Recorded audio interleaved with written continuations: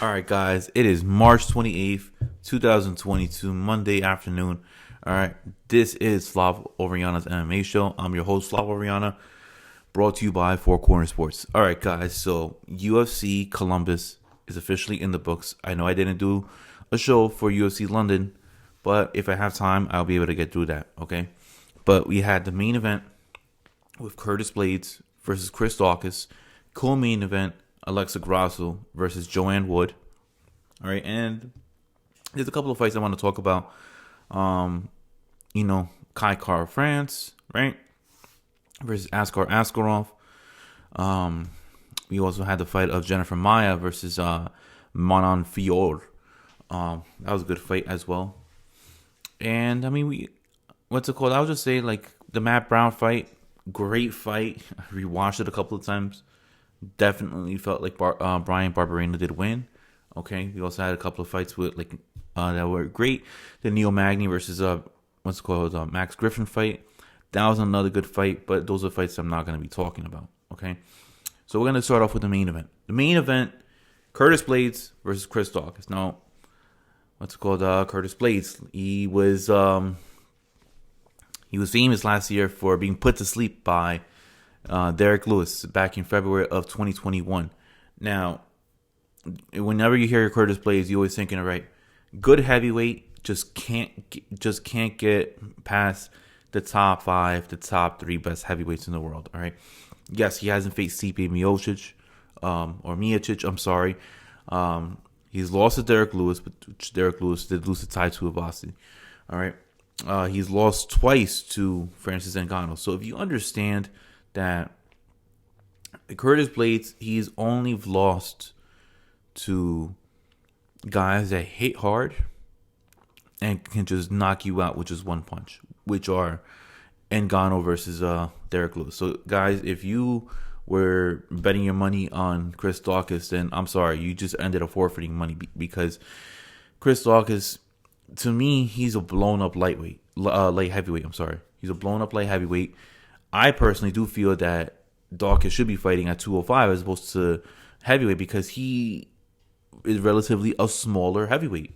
I mean, what did he come in on Saturday? Oh, I'm sorry, on weigh-ins. He came in at what, like at 246 or something like that?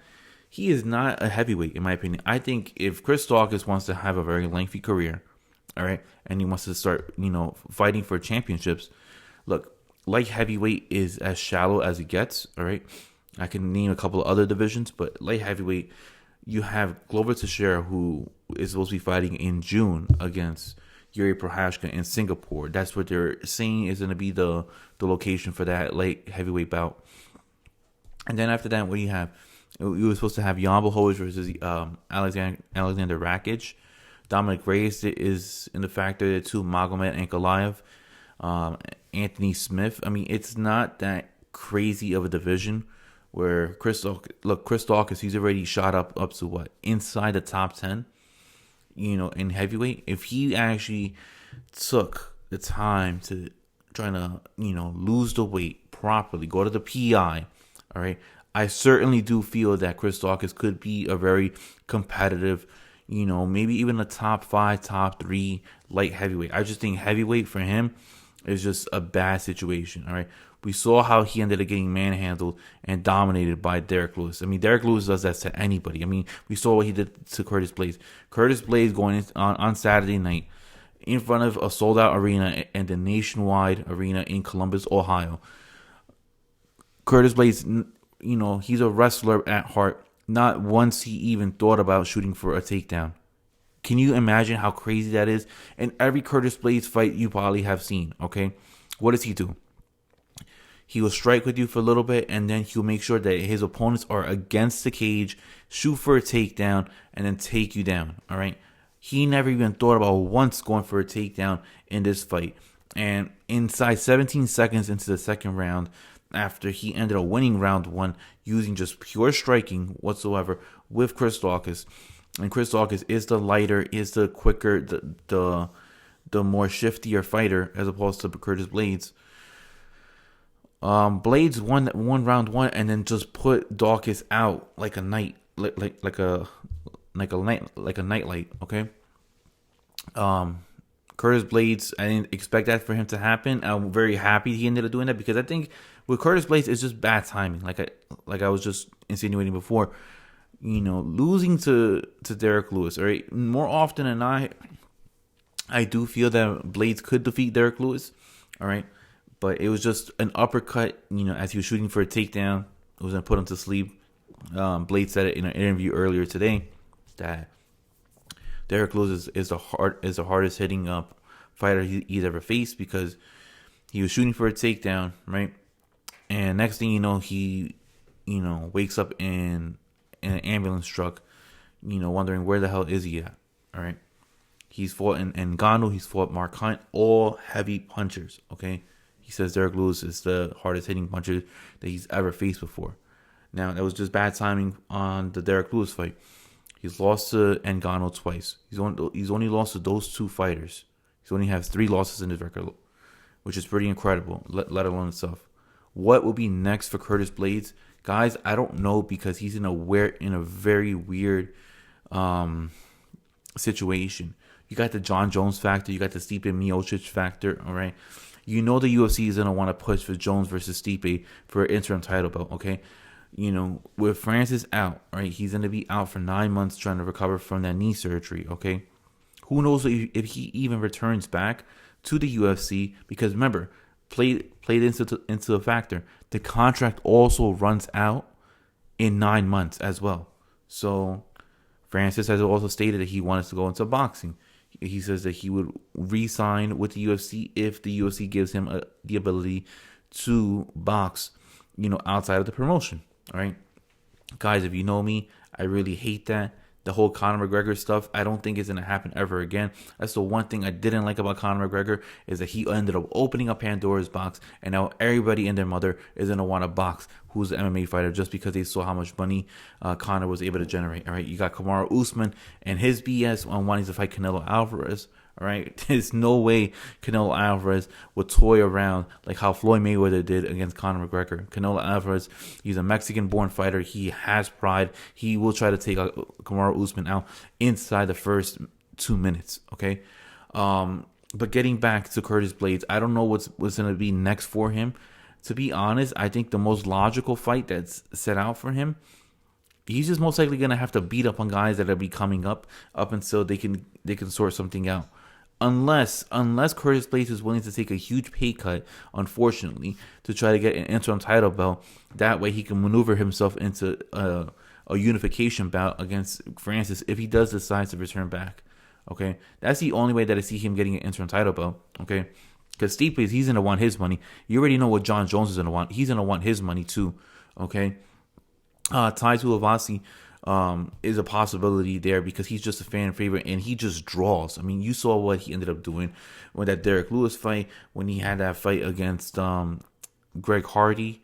All right, what he ended up doing to Augusto Sakai. I mean, guys, he draws. He's a big draw factor. Okay, so there's a possibility that it could be Blaydes versus Tai Tuivasa, but that's a fight, mind you, guys. It could resemble how Derrick Lewis ended up winning against Curtis Blaydes.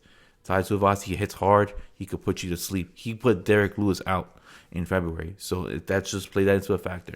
What's next for Chris Daukaus? Guys, I think the fight that should happen, right, is Darcus versus Augusto Sakai if Darcus does plan to stay at heavyweight, right? Reason why I say Sakai is because Sakai's on a 3-fight losing streak. He was on a roll at one point at heavyweight. Same thing as Darcus. I just think that they ended up pushing him up the ladder a little bit too quick. Let's see how both these heavyweights that are on a losing streak, go against one another. I mean, somebody's losing streak has got to go in that fight. So unless miraculously it turns out to be a draw. But I don't bank on that happening. All right. Moving on to the co-main event, we had Alexa Grasso versus Joanne Wood. Now, Joanne Wood, back in 2020, she was scheduled to fight Valentina Shevchenko. Unfortunately, Valentina Shevchenko had a withdrawal from the fight. Very rarely, because Valentina does not withdraw from a fight. She had a withdrawal because of an injury that was lingering, and there was no way that she was going to be able to compete at the highest level that she is able to perform. Then Joanne Wood, she ends up taking a fight against Jennifer Maia. All right, and she ends up betting on herself, and I respected that. That made me a little bit of a fan of her. She lost to Jennifer Maia, I believe it was by armbar, and then Jennifer Maia in November of 2020 fights Valentina Shevchenko for the title. All right, she loses by decision, by what's it called, by unanimous decision. I believe it was like the second round that Maia was able to get a victory off of Shevchenko in that. Out of those 5 rounds, she was only able to win 1 round, and everybody was going ballistic, right? Shevchenko doesn't look immortal anymore, all right? But yeah, so Joanne Wood, since that point, she has been losing time in and time again. I believe she lost to Tyler Santos.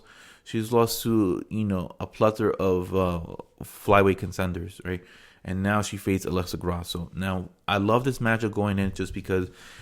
Joanne Wood, a Muay Thai fighter. Alexa Grasso, a Mexican-born boxer. Okay, love that. Okay, but I was expecting fireworks. We ended up seeing the first submission ever victory by Alexa Grasso by rear naked choke. All right, Grasso ends up going and putting in the hooks. All right, and then wrapping her arms around the neck of Joanne Wood, forcing Joanne to tap out. Now, what's going to happen next with Joanne Wood? Well, I think Joanne Wood, now she's just going to be a very glorified gatekeeper at the top 10 rankings for the women's flyweight division. She's going to be in the same echelon of Jessica Ai.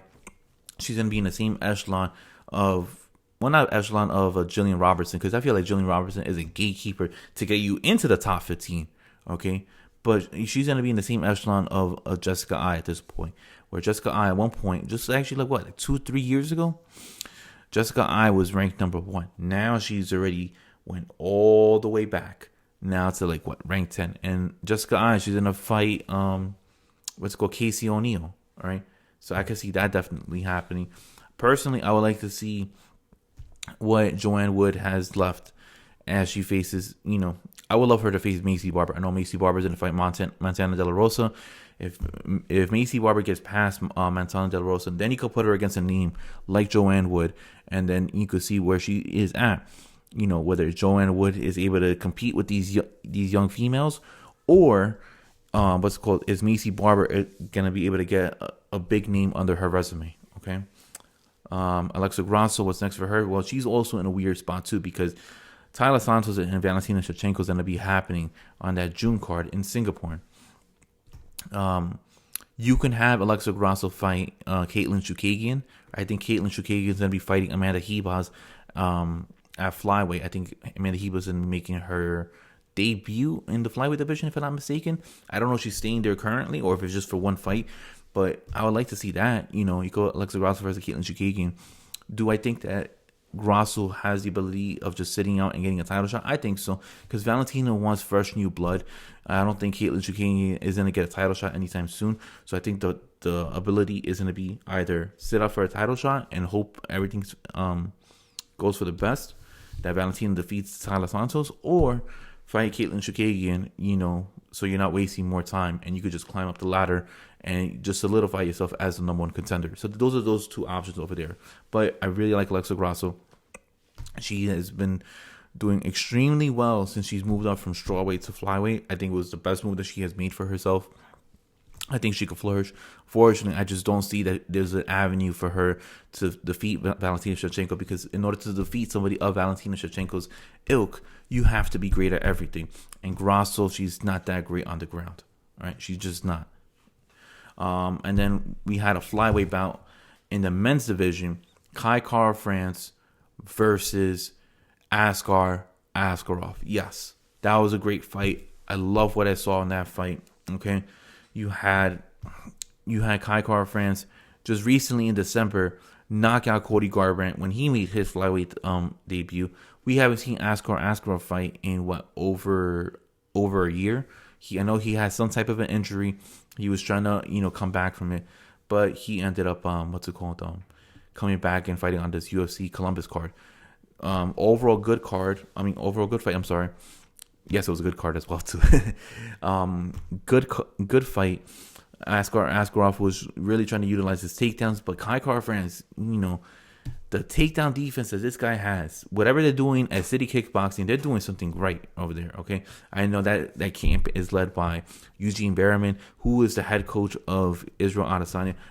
I know Alexander Volkanovski trains out there. I know Dan Hooker trains out there. Carlos Oberg, Blood Diamond. You can name it all. All right, those guys, they're doing something really great at City Kickboxing. And Kai Kara-France, he's just improving a lot.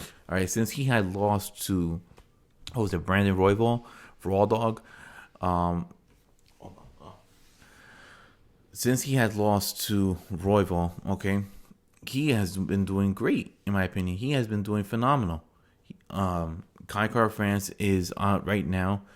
He ended up winning all 3 rounds, in my opinion. The defense, the takedown defense, being able to make sure that, he was able to slip out of punches. You know, he was able to land the more significant shots. I mean, there was one point that I'm thinking, all right, Askar Askarov does not want to take this smoke anymore because he was backpedaling. And as a wrestler, you're not supposed to backpedal and then try to shoot down for a takedown. That's when you know that you're messing up right over there. And Kai Kara-France was applying that pressure. He wasn't giving Askar Askarov any type of room or breathing room on trying to shoot down for takedowns. And Kai Kara-France ends up winning. Now, what's next for Kai Kara-France, in my opinion? Kai Kara-France, I would say, maybe fight Alexander Pantoja. But that's even risky enough as itself because Pantoja is good. He is pretty good. Do you want to risk that and know that if you lose, you got to now have maybe 2 or 3 fights wins in a row to get to a title shot? I don't know. It's very difficult for him. As for Askar Askarov, I think Askar Askarov has now a little more leeway. He was ranked number 2 coming into this fight. I'm pretty sure he's going to fall down into the rankings to rank number 5. A dream fight that I would like to see, and I know he's going to be fighting relatively soon. I would love to see Askar Askarov versus Manel Kape.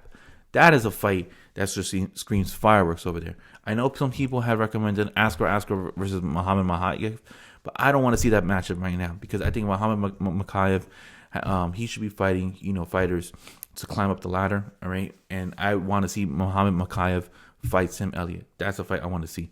But I think Askar Askarov should be fighting Manel Kape if he's able to win his next bout. But yeah, guys, that's what I have to say so far. And then lastly, I did say that I was going to talk about this fight very briefly. Jennifer Maia versus Manon Fiorot. Manon Fiorot, I saw her make her debut with the UFC when they ended up going out to Abu Dhabi back in that remember when they had like 3 dates in January and it was that Wednesday card that they had and it started at 9 a.m. Well, she made a debut on that card and I remember watching that fight and I'm like, they call her the Beast for a reason and she is very, very good. The French product in Manon Fiorot, okay? She, in my opinion, it was just one-way traffic against Jennifer Maia. Jennifer Maia had no solution on how to stop Manon Fiorot. Yeah, she got taken down the first time. Yes, I know Fiorot got taken down for the first time in her career against Jennifer Maia.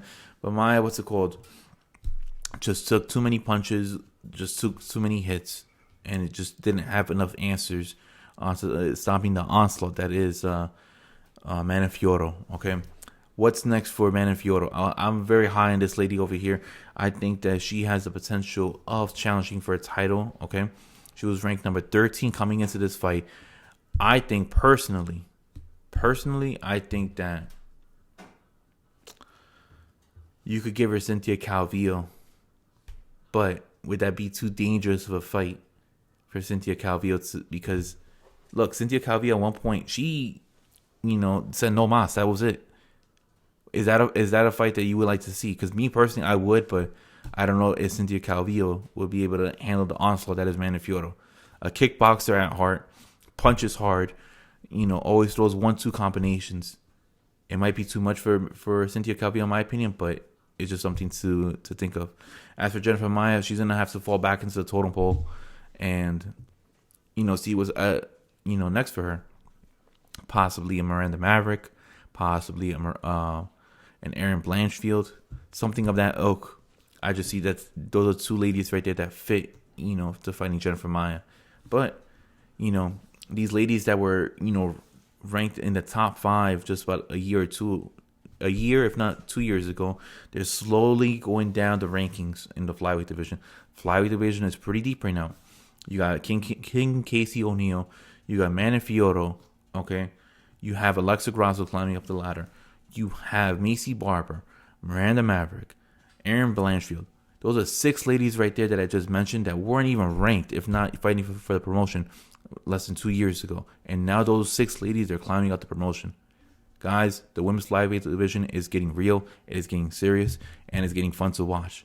Guys, I fully do say that is one division, right? I know if you guys don't like watching women's fight, fine, but try to pay attention to that one, because that is a very good, division to watch for. I know you got your strawweights, your bantamweights and stuff like that, okay? The women's flyweight division, I guarantee you in the next 18 months will be the premier division in all the women's fighting. But until then, guys, I am Flav Oriana. Thank you for tuning in to Flav Oriana's MMA show. All right, please hit that like and subscribe button, guys. Guys, you were killing it on that Justin Gaethje, Charles Oliveira, video. I just saw the reviews on that I ended up getting for it. Thank you guys for supporting that video. All right, and please support the rest of my other videos. Until then, guys, I am Flav Oriana, and I'll see you guys next time. Peace, guys, and have a good one. See ya.